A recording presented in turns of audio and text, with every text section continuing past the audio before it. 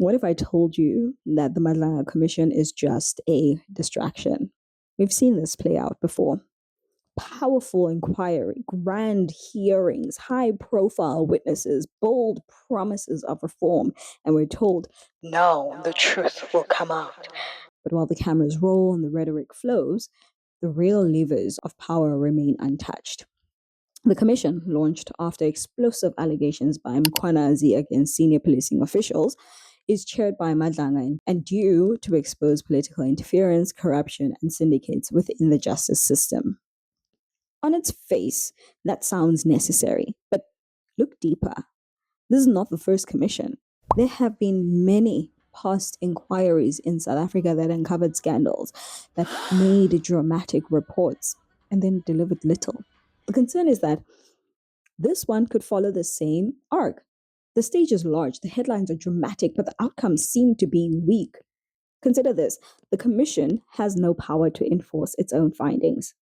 It can listen, recommend, publish, but it cannot compel prosecutions or guarantee executives are held to account, except for the one raid we have seen so far. If you know that ahead of time, what you're really watching is not so much justice in action, but spectacle for public consumption, a distraction while nothing really changes. At the same time, the timing and context feel convenient.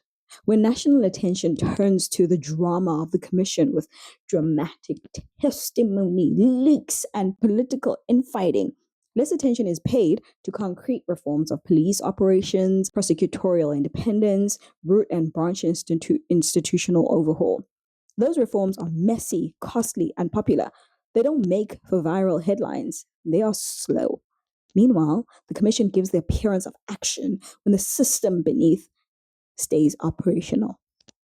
We have to ask, who benefits from this distraction? Not the citizens who want safer streets and even fewer corrupt officials. They get a headline, maybe a few resignations, but the broader architecture of power remains untouched. Corporate interests, political networks, bureaucratic inertia, these continue while the public is held in suspense. So, what should we watch for if we're not fooled by the spectacle? First, whether the commission's recommendations are made public, whether prosecutions follow, whether those in power who were implicated actually lose anything or everything meaningful, whether it's their jobs, their assets, and their reputations. Second, whether institutions the commissions investigate are reformed, not just reshuffled. When police units are rebuilt, oversight is strengthened and transparency is embedded into the systems running the country. Third, whether the conversation after the commission shifts from drama back to silence. Because if it does, you will know that the distraction did its work. In short, the Madlanga Commission might be real, but it also might be theater. Don't let the spectacles distract you. The moment we start measuring success by hearings and not by change, the game has been lost.